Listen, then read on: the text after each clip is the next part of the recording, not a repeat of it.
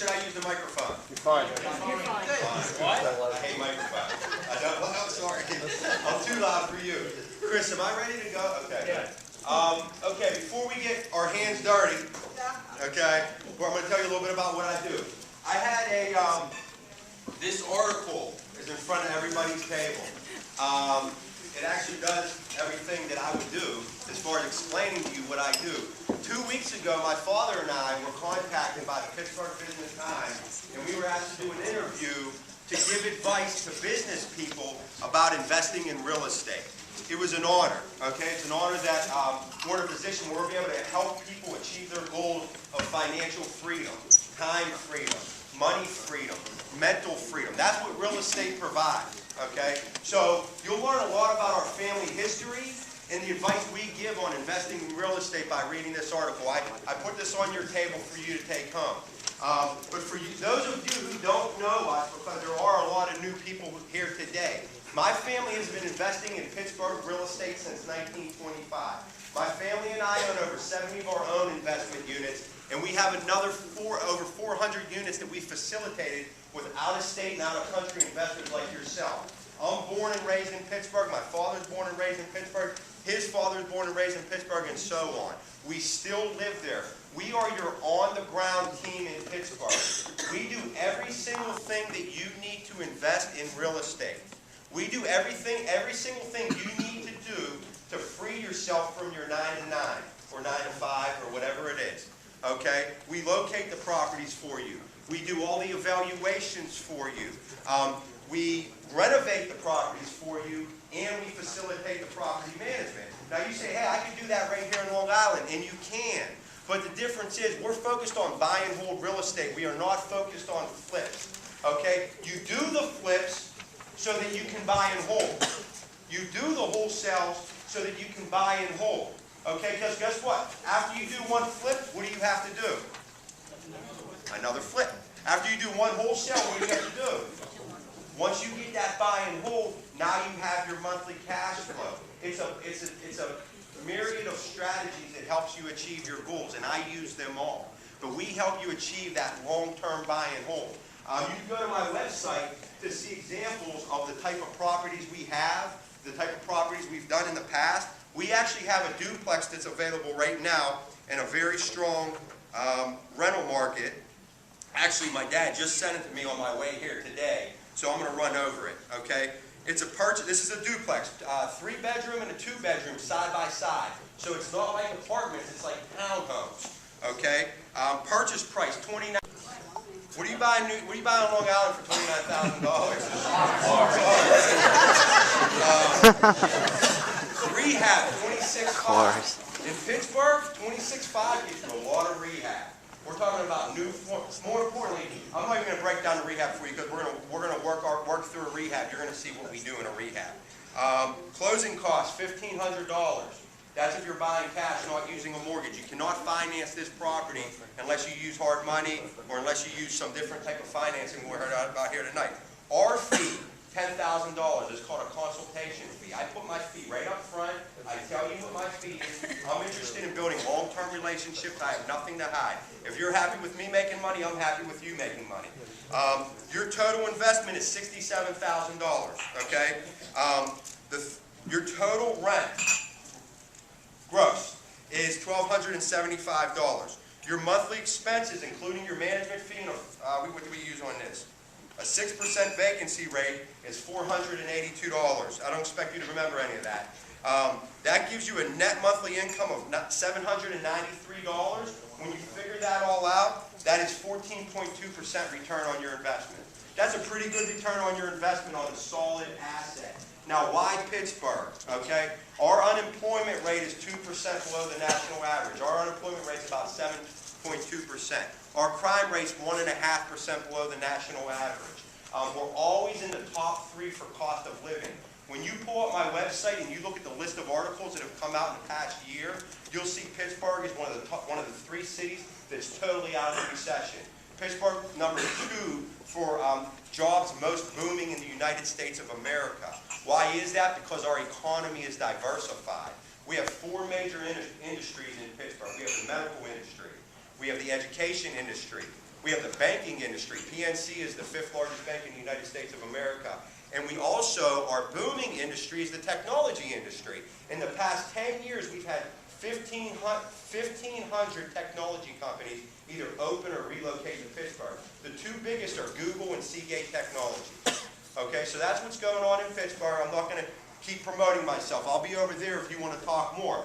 Now, if you want to stay in the room, I want you to pull out and put your gloves on. Okay? I'm serious. Everyone pull out and get your gloves on.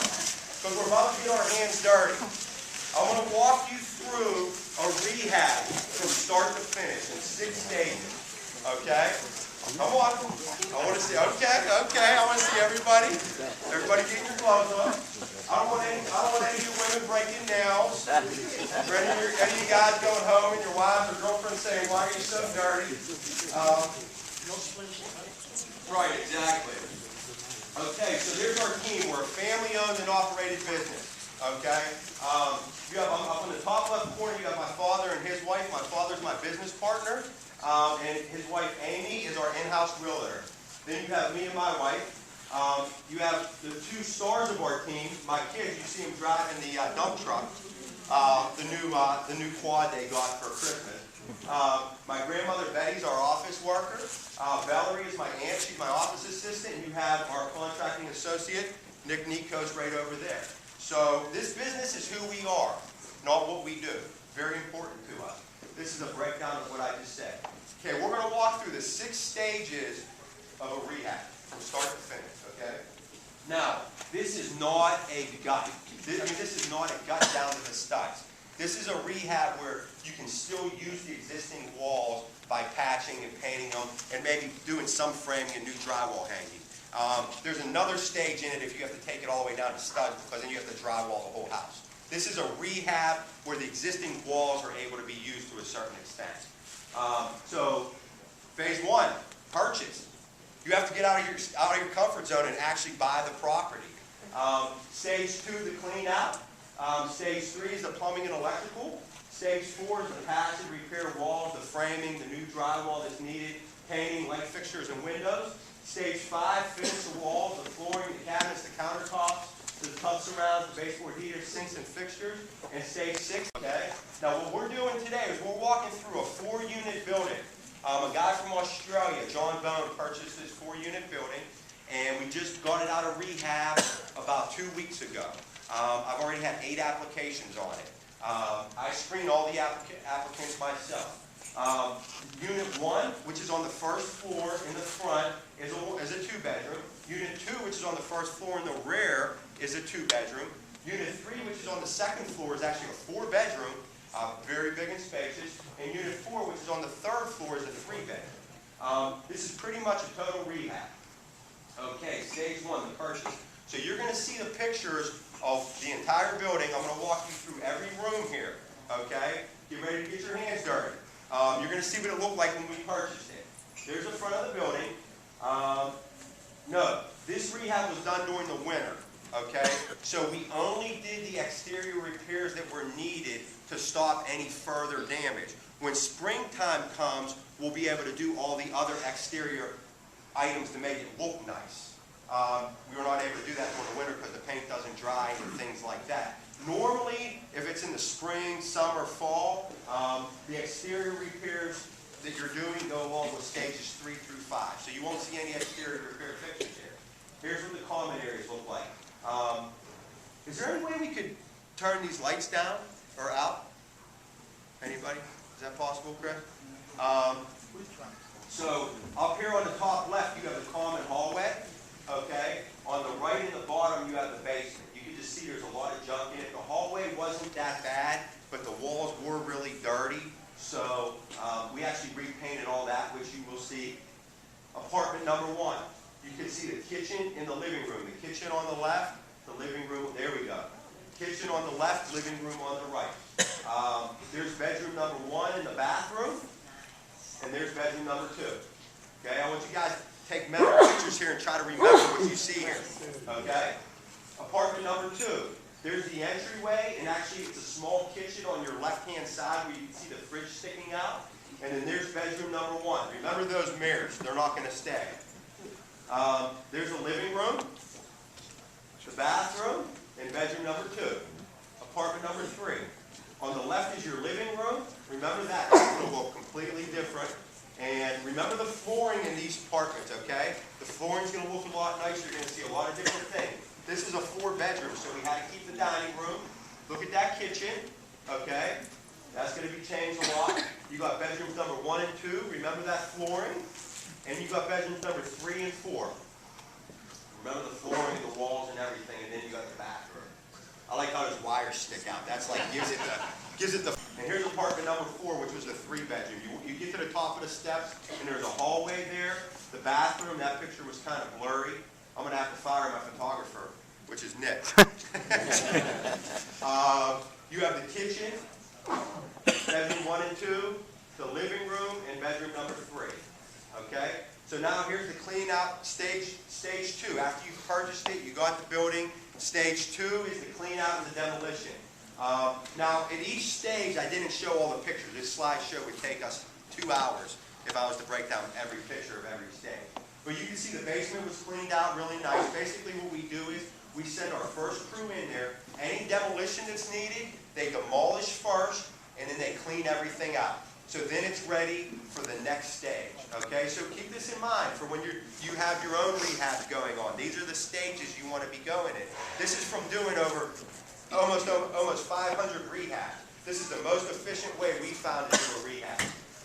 So you got your cleanup. You can see that was all covered in garbage. It's all gone. Okay, stage 3, we have the plumbing and electrical.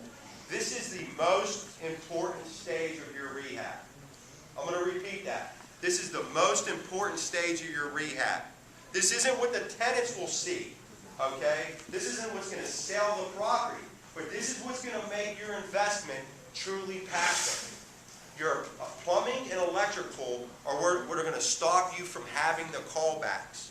Your plumbing and electrical will be done right, or we're going to make your tenants satisfied even though they don't know it. When they don't have the clogs, when they don't have lights not working, then you have happy tenants, and you retain your tenants longer. This is very important, okay? You're going to see in the common areas, this is the basement. This has 1 water meter. That's a brand new water meter on the right here, okay? And what we did was, we split all the water meters. There's 5 there, okay? Because there's 4 units in a common. We put a washer and dryer in the basement here, coin-off washer and dryer. And what we did was, we installed inside water meters on each of these lines so that we could separate out and charge each unit individually for their water usage. We try to avoid as much as possible having common water and having any common utilities. When you have a tenant living in a property and they're not paying for a utility, they're going to abuse it. Even if they're good people. If you're not paying for something, by nature, you're not going to watch over it as much, right? I mean, you'd be surprised. I had one tenant, I learned a long time ago. So we started doing this without, we always did it, but we started doing this without question 7 years ago. I had a tenant, I got a water bill for 1 month. I called the guy, I said, what are you doing? You know, first I called the water company, you guys messed up, everything's wrong, no, it's all right, we did all that. Called the tenant, he said, I can't sleep unless my bathtub is running. I said, what? So I came in one day. My tenant, I went down, I checked the water meter, it's spinning. I walk in the unit, he is laying on his bathroom floor, sleeping, with the tub running. That's the last time I ever had common water. Last time I ever had common water. So, once again, we do everything we can to split the water and sewage, okay? So that's very important. If you take one thing from today, take that. Now you see that plumbing, that red and blue plumbing? That's called PEX plumbing. The copper's gone, okay? The copper's gone, the plastic's gone. Guess what? We had very cool days this year in Pittsburgh. We got hit with some really cool days. And we did have some freezing pipes, but we didn't have any burst. PEX plumbing. It's a plastic plumbing that expands up to 3 to 5 times its size to stop from bursting. If we had, in those properties where we had the freezing, if we had copper or we had regular plastic in there, we would have had split pipes. then it thaws out and you have water throughout your house and you have a ton of water damage. PEX plumbing is a little bit more money up front, I'm not going to lie, but in the long run, it'll save you thousands upon thousands of dollars. Okay? This is the guts of your property. You can see us running the PEX plumbing, and these yellow lines going across, that's new electrical. Okay? I'm actually going to skip ahead. You can see the new electrical panels. For the most part, we put new electrical panels in. Unless they're already new, we go new electrical. Even if the old electrical looks okay, sometimes we will keep it. I can't say every time. But you want new electrical. This is when your walls are going to be opened up. You might as well run all your new lines now. You might as well get your new electrical in there because we're adding a lot of outlets to each and every room because we want our tenants to have more than enough outlets. We want to give our tenants every reason to say, I don't want to leave here. So when they go look at another property and the bedrooms only have 2 outlets and they're like, where am I going to plug my stuff in? You don't think that's a big deal, but once you're living in a place, it is a big deal. It makes a difference. That's how we up our tenant retention. So you see our new electrical panels here. What else do you see? You see that we have new gas meters. We split all the gas. Once again, we want all of our utilities separated. We split all the gas lines. There's a meter missing, a gas meter there, but it got installed after this picture was taken. And we have 4 new hot water tanks. We got brand new hot water tanks. So we replaced everything. And we didn't replace the boilers though. The boilers were in good condition. You can see the boilers in the back left corner. Those are those older boilers. And I'll tell you what, they don't make boilers today like they used to make them. We have boilers that are 70 years old and still run strong. We love boilers. We try to keep them if we can. Okay, apartment number 1. You can see the PEX plumbing on the left. That's the back of the bathroom running up to the bathroom coming up. You can see the PEX plumbing coming up under the kitchen sink. That was painted later on, don't worry. That's the PEX plumbing now coming in for the toilet. You can see the electrical running in the living room ceiling over here on the right. You can see the yellow electrical lines running up to the apartment number 1, and you can see some more PEX plumbing. Apartment number 2, you're just going to see PEX plumbing coming into the bathroom and the kitchen. Apartment number 3 for the kitchen, there's some PEX, and there's a new sink trap. Okay, stage 4, patch and repair walls, framing, new drywall, painting, light fixtures, and windows. Before I move any further, does anybody have any questions on any stages 1 through 3? Yes? I wanted to ask you about the PEX plumbing. That is now replacing the PVC? Yes. Okay, because everybody is still, at least here, I know, plugging in PVC, so it's very interesting to know. Yeah, they have PEX here, but she's saying a lot of people use PVC. So all your rehabs use that?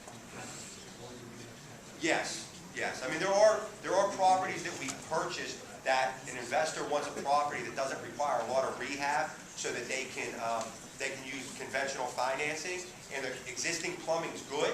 We don't go in and rip out all the old plumbing and put the new stuff in. If it's one of those rehabs, but that's disclosed to the owner up front. But any rehab where it's going to be a rehab, like a big rehab, the plumbing's replaced automatically.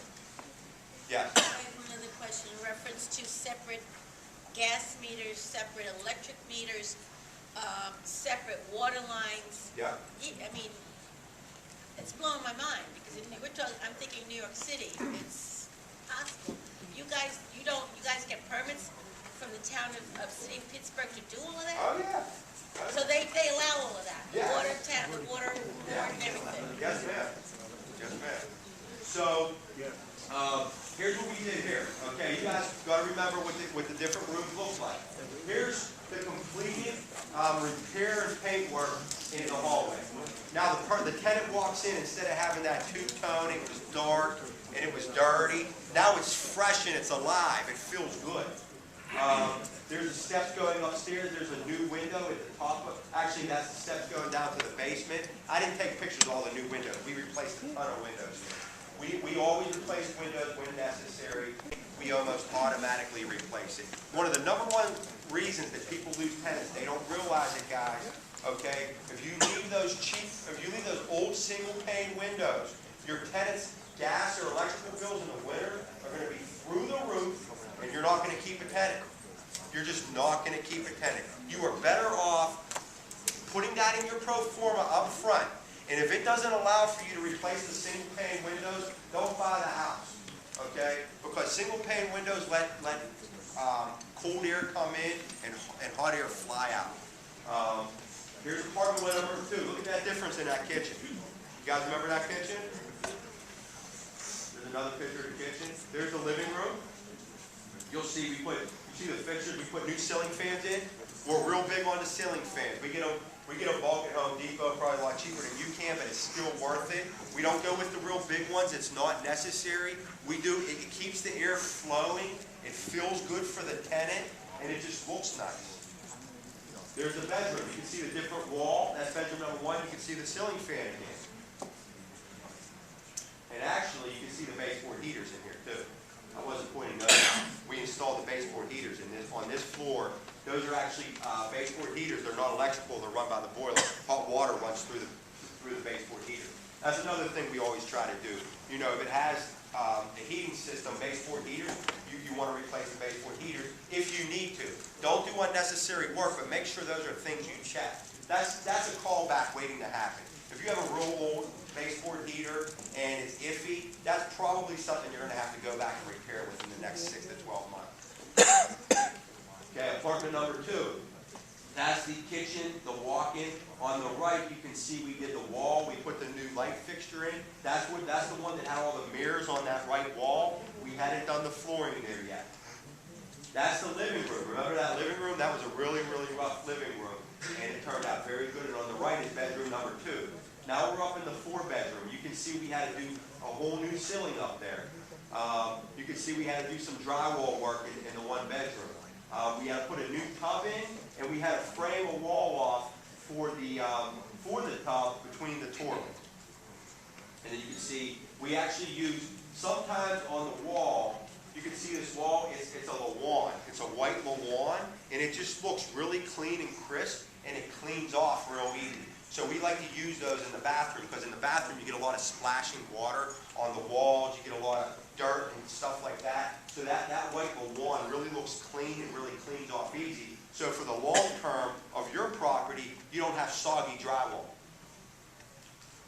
Apartment number 4, going up the steps. You get up to the hallway, all freshly painted. Around the whole new tub, put a whole new tub, we're getting ready to put a whole new tub surrounding up there. You can see the kitchen was painted. Here's the living room, or the bedroom number 1. Bedroom number 2. I didn't do all the pictures like I said. Now, stage 5. Finish the walls, the flooring, the cabinets, and the countertops, the tub surrounds, the baseboard heaters, the sinks, and the fixtures. Okay? This is basically, you're just completing the job. Apartment number 1. Do you remember where that PEX was coming up in apartment number 1? You can see what we did. We built an access panel there. Okay? You always want to build access panels where you have plumbing running, where you open it up for plumbing or electrical. Try not to cover that up with a permanent wall. Those are good. There's a good chance you're going to have to access that at some point in time, and you don't want to have to cut open your wall and then re-drywall. So if you build a nice access panel right at the beginning, then it's easy access. In this case, all you have to do is pop off that trim, and that's a little piece of board. It'll pop out, and you can access your plumbing behind your tub. You can see the finished product on the kitchen. It turned out beautiful. It's completely different than it was. There's our living room. We put a new ceiling in the living room to make it look fresh. If you remember before, we had the picture with the electrical wires running across there. There's the new baseboard heaters in bedroom number 1. Carpet still needs clean. Now, what I'm showing you here in the bathroom, that's a new toilet, okay? That's a new sink, and a new vanity, okay? They're actually very, very reasonable at Home Depot, and when a tenant comes in and they see that new like that, it makes such an impression. I mean, kitchens and bathrooms sell. You guys know that.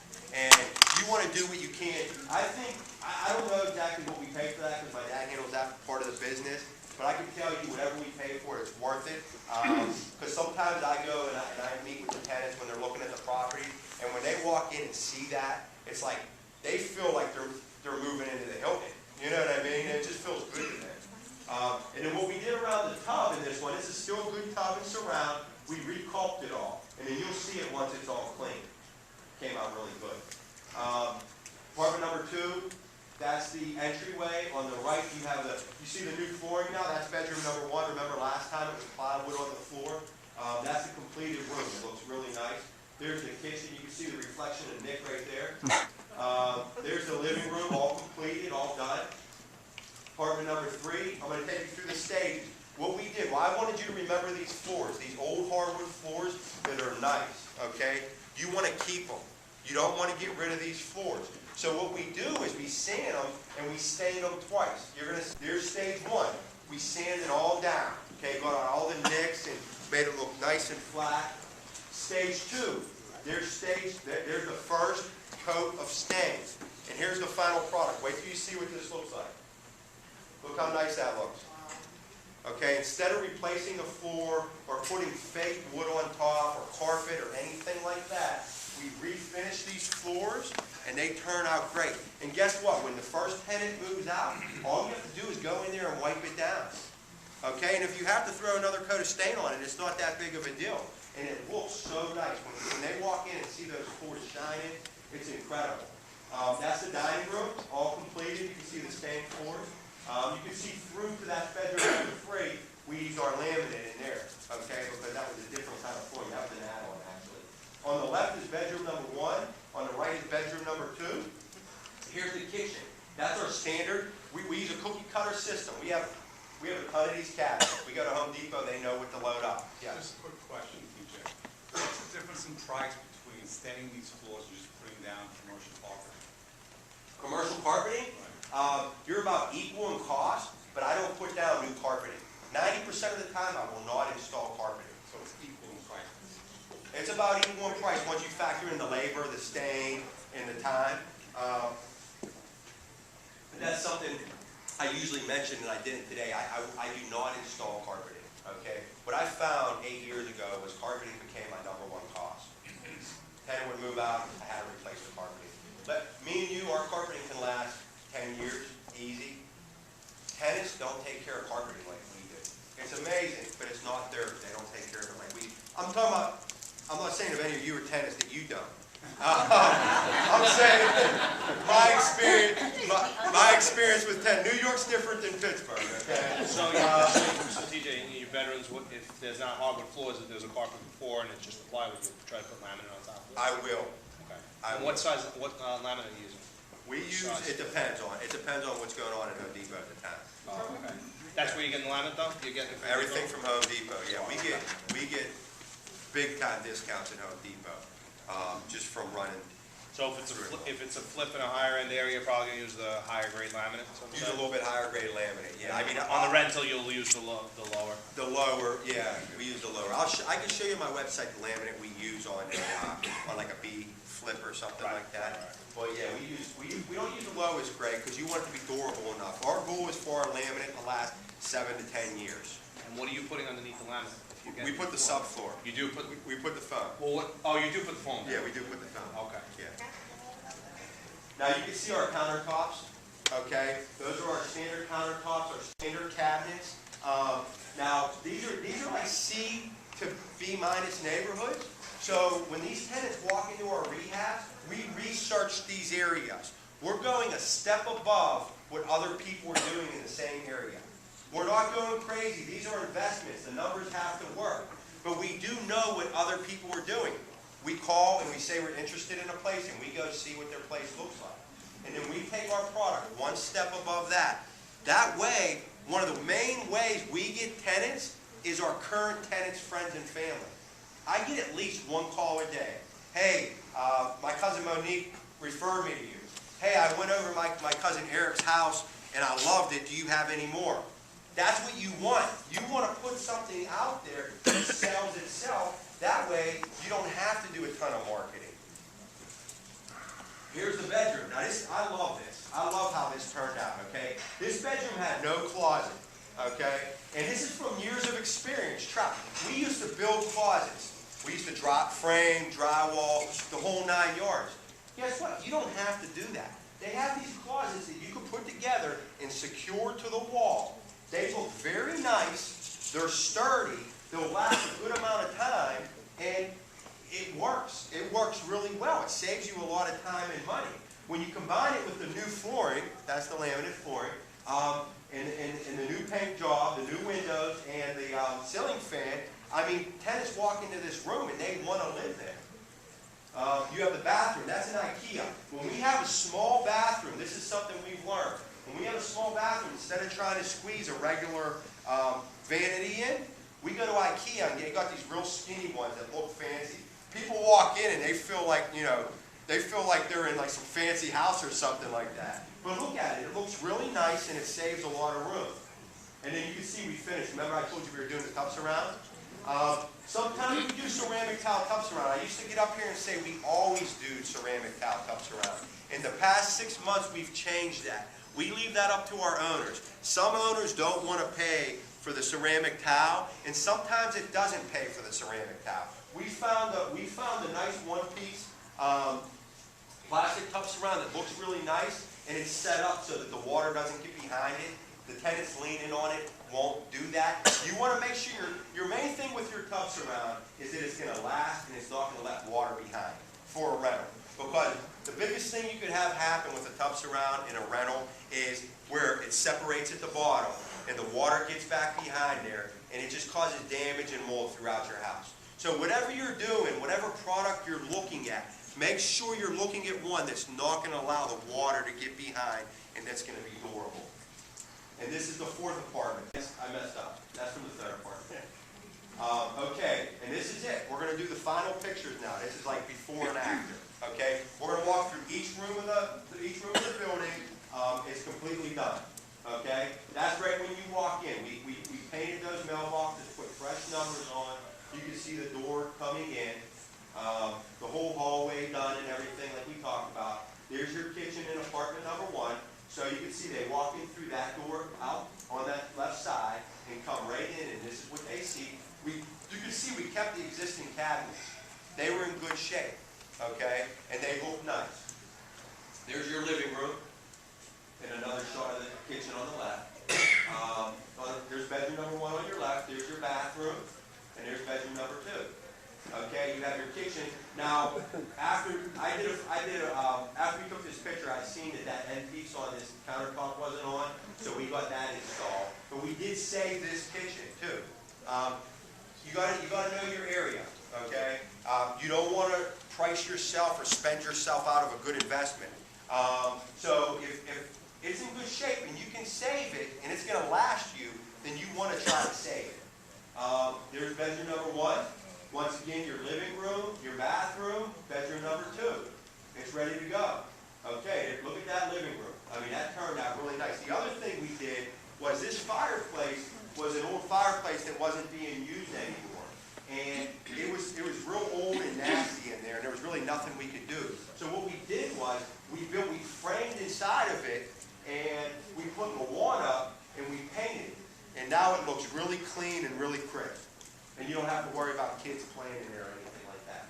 Your completed dining room, your kitchen, you see both angles. You probably don't remember, these were wall cabinets that were already there, and if the doors were all broken up and it looked nasty, from someone who was less experienced, they probably would have tried to rip it out or cover it up. What we did is we took the doors off, cleaned it up, painted it real nice. Now the tenant comes in and they say, wow, look at all this shelf space I have. That's for the wife, of course. We got bedroom number 1 and bedroom number 2, bedroom number 3 and bedroom number 4. Look pretty similar. You know, it starts to become cookie cutter. In your bathroom, we talked about.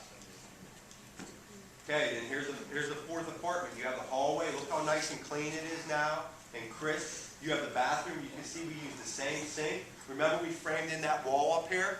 You have that wall completed. You have the new toilet. Everything's new and fresh. Your kitchen, same exact cabinets, countertops. We did the same thing with this in-wall cabinet, but the doors were good. So what we did was we put plywood over each of the slats were broken on the top ones, the bottom half, and stained them to match. Okay? So now instead of just having shelving, this unit had actual cabinets They have a ton of cabinet space. There's your bed. Look at those floors. Okay, on this one, we didn't have, the floors were even in good condition. We didn't have to sand them down all the way. We had to sand certain spots, and we were able to use a clear stain on it because the floors were in such good condition. Look how nice those floors turned out. You got bedroom number 2, really, bedroom number 3, and your living room. Okay, so you can take your gloves off now that everybody's hands are dirty. Does anybody have any questions? Yes. What is the time frame involved from phase 1 to phase 6 for the whole completion of the? On this particular, this was a big 4-unit building, a really big 4-unit building. I think the rehab on this was about $150,000. So this one took us 3 months. Okay. Now, if you're doing a single family with the same extent, I think this one actually was 3.5 months. If you're on a normal single family and you have the same amount of work just for one building, it's probably going to be about 6 to 8 weeks. He was next. So if I bought this property from you, title would be in my name, on the company's name, correct? The what? If I bought this property from you, Yes. title would be in my name. Everything. You own the property. And the rents come directly from me. The rents go through a property manager to you, unless you want to try to manage it yourself. Okay, so the property manager is that your company also? or is Okay. it a company? Up until July of 2010, I managed every single property. How am I doing on time? I know last time I went a half an hour over. Up until July 2010, I managed every single property myself.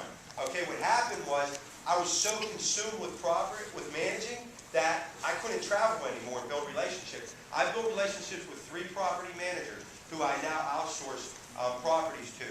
I still oversee the management of every single property. The way I do that is for a property management team to be able to team up with me, and they want to team up with me because I'm bringing them business. They don't have to market for that business. I have to be able to screen every single tenant and have final say, and all the service calls still come through me.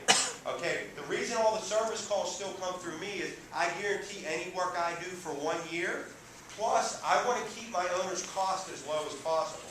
So I make sure the service calls are done as quickly as possible. Okay, the number 1 reason I get tenants coming and leaving properties, because I always ask a tenant, why are you leaving the property you're at and wanting to come to mine? They say, I have a slumlord, I call him, he never gets here to fix my stuff. Okay, getting done quickly. I want to make sure if it's supposed to get billed back to the tenant, that it is.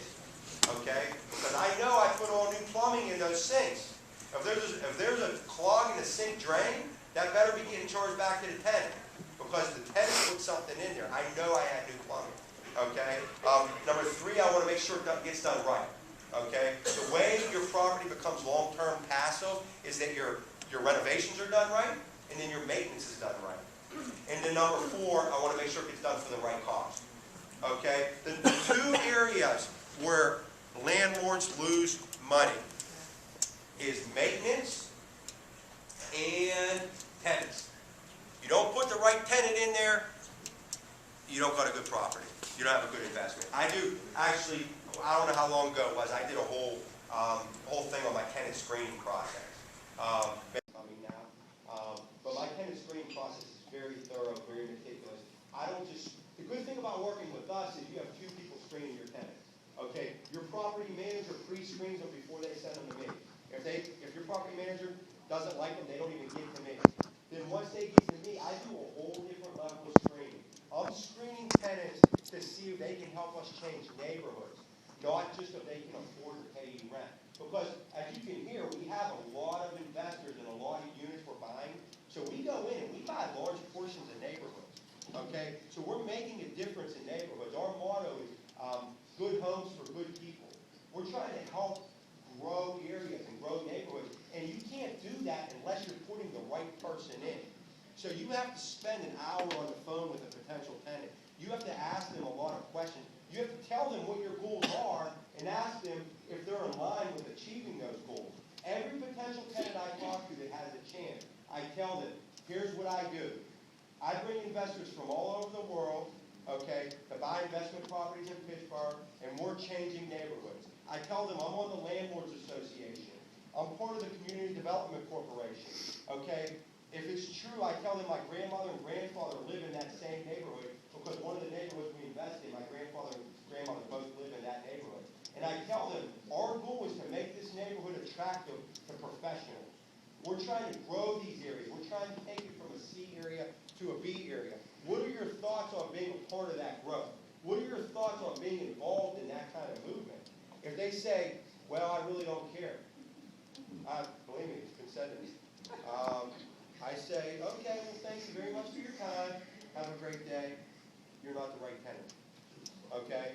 But if they say, you know what? I'm interested in the same thing. I work with youth in the neighborhood. I'm a volunteer football coach for the community. That helps me to understand who they are. I want to build just like I want to build a long-term relationship with each and every one of you. I want to build a long-term relationship with my tenants. It's all about relationship. If we approach this business, all of us, this real estate business, is more than just a way to make money, then we're all going to be successful. The way my father and I have been able to be successful in this business, my family, if you read that article, we've been investing in Pittsburgh real estate since 1925. The way we've been doing it successfully is, it's not just a means to make money. It's a means to help change neighborhoods, to help make other people's lives better and our lives better. If you approach real estate that way, and that's your true focus, you can't help but be successful. But if you approach it with, I just need to make money, I just need to make money, I just need to make money, it's going to be really hard to be successful. If money's your number one goal, you're in for a long ride. Well, my main question was, how hard is it to get reliable tenants?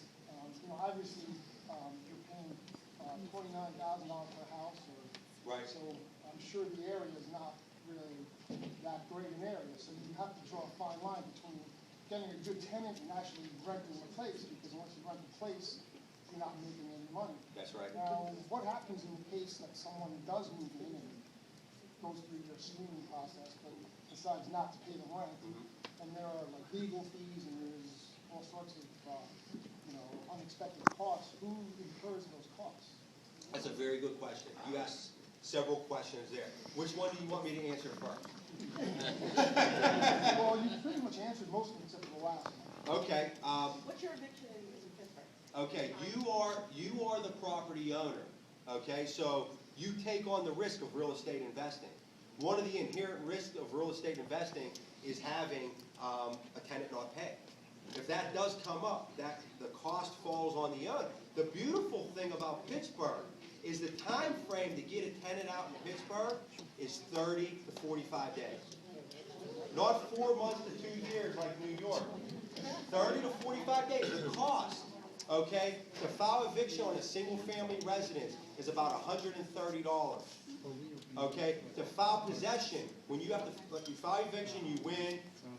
You give them another 10 days, you go to file possession. That cost is $130.